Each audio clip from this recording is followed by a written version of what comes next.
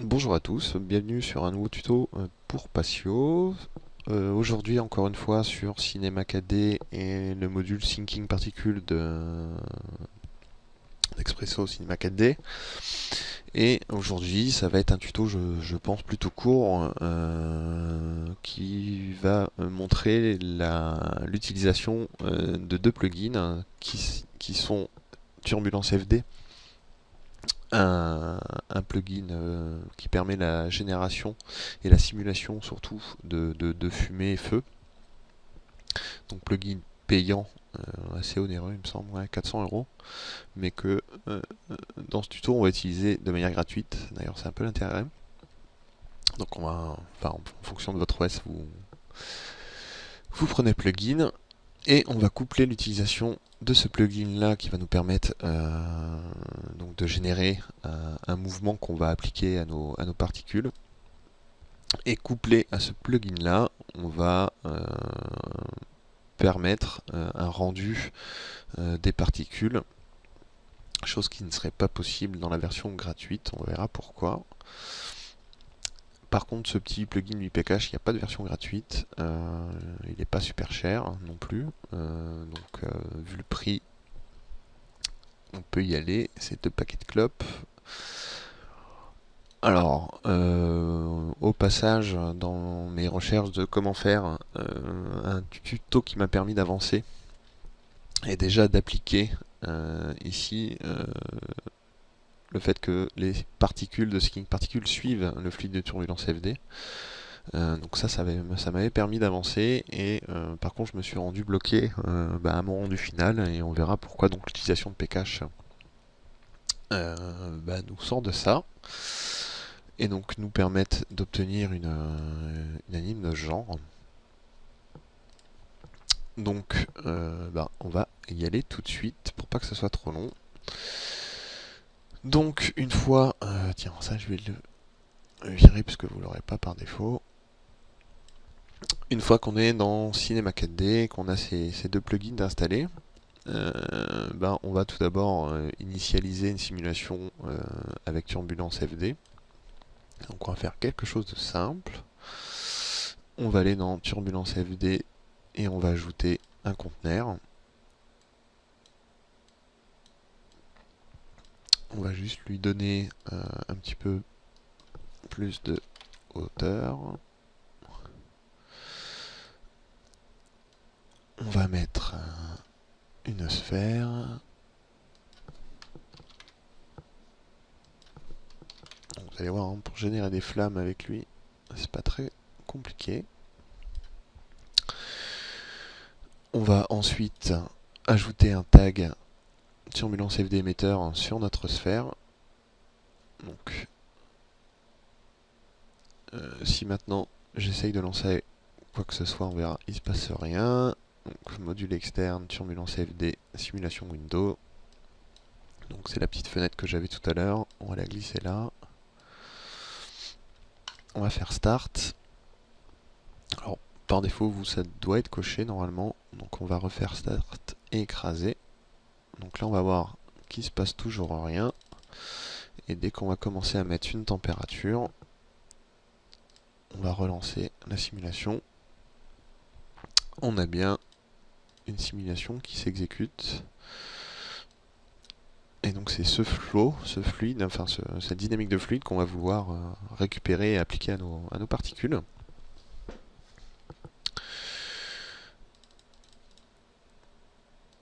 Donc pour montrer la technique rapidement, qu'est-ce qu'il faut faire? On va déjà ajouter de l'expresso.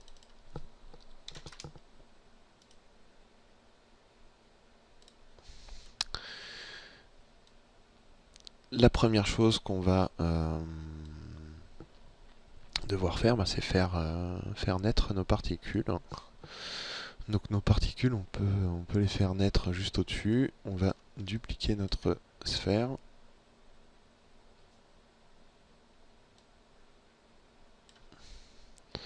On lui enlève son tag. Donc là on va faire sphère TP.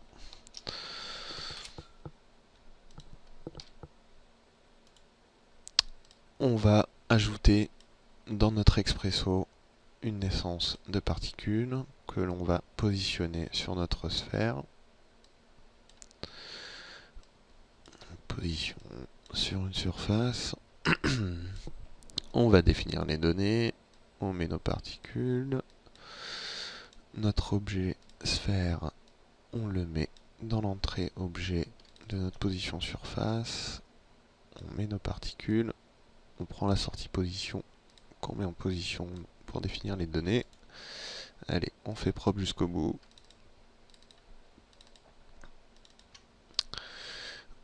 On fait ça à peu près propre, ok. On va cacher notre émetteur. Donc là, on commence à voir nos petites particules qui sont là. Pour l'instant, ça me va bien. On va ensuite, pour lier ici le déplacement des particules au fluide, mais en fait, quand on a installé le plugin, ici, ça nous a rajouté dans l'arborescence de Seeking Particules.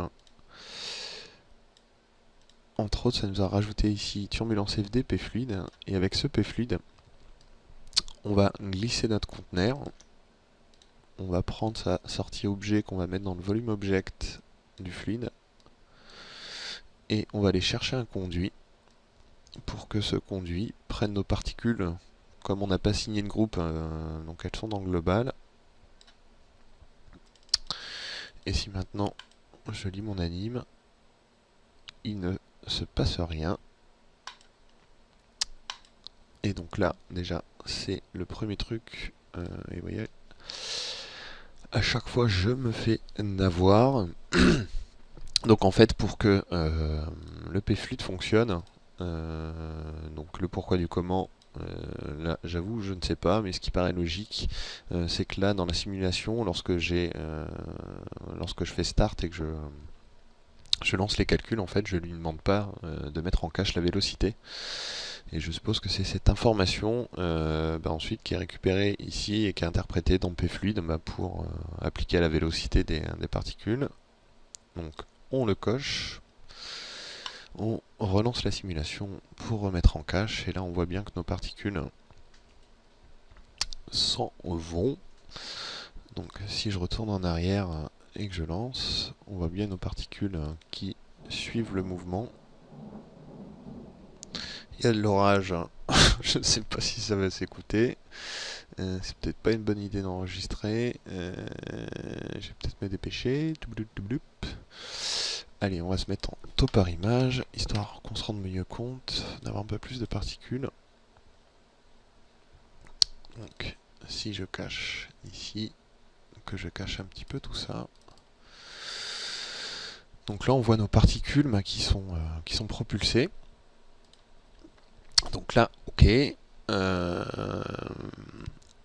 Là maintenant, le problème qui va se poser, c'est que si je veux commencer à rendre mes particules, donc là on va prendre une géométrie de particules sur laquelle on va appliquer un rendu des cheveux.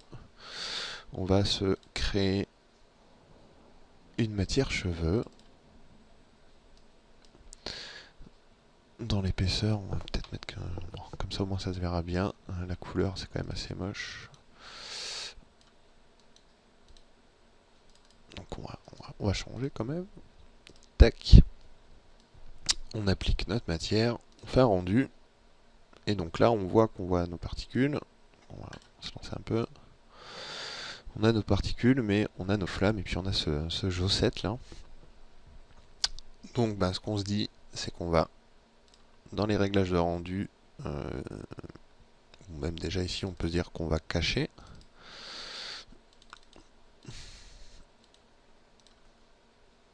Donc là, effectivement, j'ai plus de flamme, mais j'ai toujours ce J7. Si maintenant je décoche dans mes réglages de rendu Turbulence FD Renderer, le problème c'est que mes particules bougent plus. Et donc, c'est là qu'intervient le plugin Pcache. Donc, une fois qu'on l'a installé, ici on se retrouve avec le plugin Pcache. Comment l'utiliser? Donc c'est tout bête. bête. Pareil, le but c'est pas de faire un tuto sur Pcache, mais on va utiliser le strict minimum qui permet de faire ce qu'on veut. Donc on va déjà créer 2 groupes de particules. Donc notre premier groupe qui va être celui qui va subir, donc on va voir qui va subir ici les turbulences. Comme j'ai pas appliqué les rouges encore, bon, bref. Et le deuxième groupe qui lui va être le résultat de la mise en cache des particules par le plugin Pcache. Donc pour mettre ça en place, on va dans notre Expresso, on va aller chercher notre P-group, on y glisse nos particules, notre groupe de particules 1, on met notre naissance ici. Dans notre conduit, on met nos particules 1, donc maintenant c'est nos particules rouges, voilà, qui réagissent. Et ensuite, on va aller dans Pcache. Les particules qu'on va vouloir mettre en cache, c'est les particules rouges. Et les particules que l'on va créer avec le plugin, c'est le groupe 2. On revient au début, on fait Calculate. Et une fois qu'il a fait ça, on voit qu'on a des particules bleues. On va désactiver complètement notre Expresso, donc il n'y aura plus du tout de génération de particules rouges. Et on va voir, donc là un petit résidu des rouges.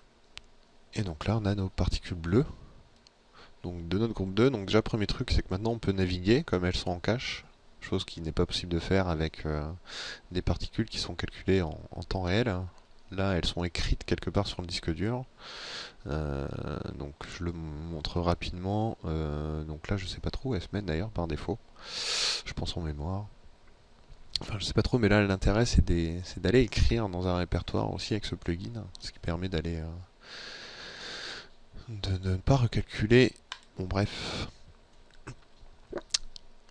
Comme je disais, le but c'est pas d'expliquer trop dans le détail Pcache. Et donc une fois qu'on a ça, bah, dans notre géométrie de particules, on peut laisser, parce que par défaut c'est global, on va mettre le 2. Donc là maintenant, j'ai toujours Jo7 parce que j'ai mon turbulence FD renderer qui est là.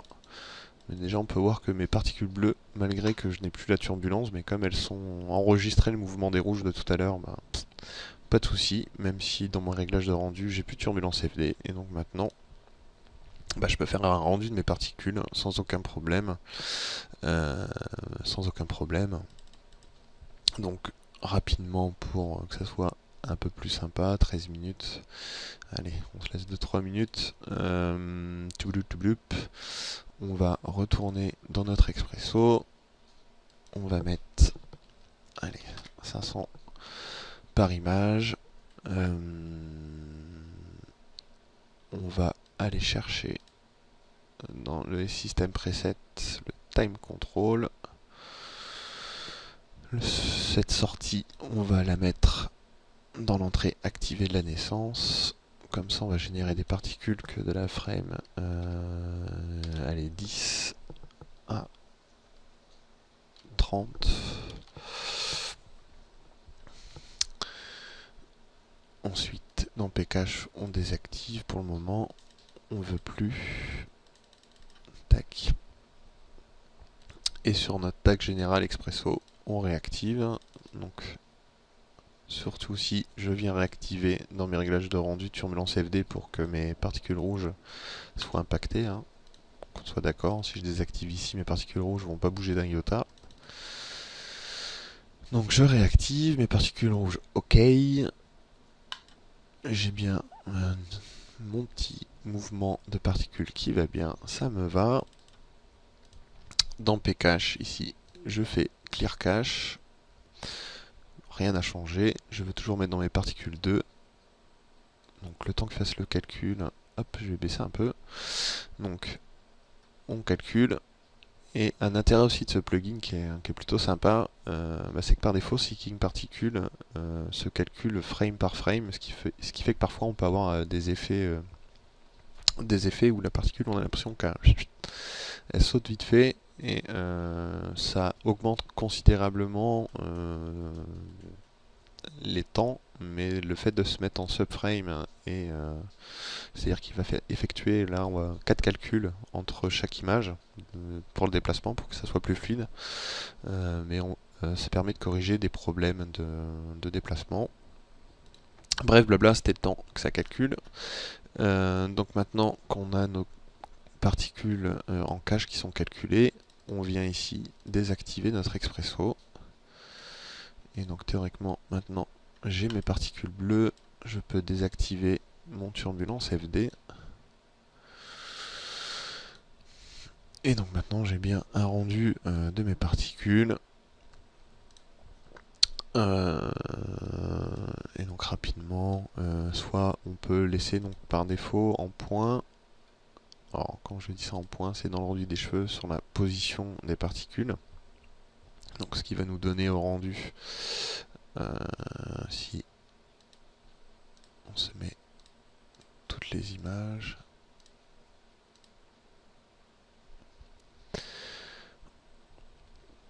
Donc au rendu, en fait, la particule va en permanence apparaître. Donc ça nous fait ce petit champi.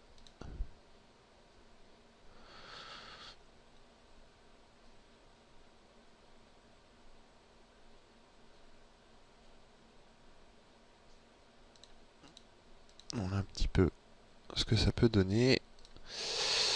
Ce qui peut être sympa aussi, c'est d'utiliser ici non pas le rendu des cheveux sur la position, mais sur la vélocité de la particule. De se mettre sur une valeur assez faible. Donc si je fais play, ça va donner un petit peu de longueur. On va peut-être réduire un petit peu les tailles. Enfin l'épaisseur, pardon. Mettre quelque chose peut-être de plus fin. Et dans ma lumière, on va mettre une petite ombre. Dans le rendu des cheveux, donc le petit truc, maintenant que j'ai activé les ombres, c'est que je peux activer ici ce paramètre. Contrairement au fait que si j'étais en position ici, le fait de l'avoir activé, j'aurais plus rien au rendu. Alors pareil, ça le pourquoi du comment, j'ai pas trop compris, mais voilà. Si vous voulez activer le tracé des ombres et autres, il faut absolument qu'on soit pas en mode point sur le tag de rendu cheveux, mais bien en vélocité. Et donc maintenant, si on fait un rendu, ça nous donne quelque chose comme ça. Donc c'est grossier, c'est rapide, mais voilà, l'idée c'est de montrer un petit peu ce qu'il est possible de faire, et surtout la possibilité de coupler l'utilisation de la version gratuite de Turbulence FD pour générer un flow, un mouvement qu'on va pouvoir appliquer à nos particules et à l'aide de Pcache de faire en sorte de pouvoir rendre ce mouvement même si on a la version gratuite de Turbulence FD. Voilà, j'espère que ça vous a plu. Je ferai peut-être un tuto avec quelque chose de plus simple au final. Mais bon, en même temps, l'idée c'est surtout de montrer le principe. Et après, go votre imagination, quoi. Voilà, merci d'avoir regardé. À plus tard pour un prochain tuto. Ciao.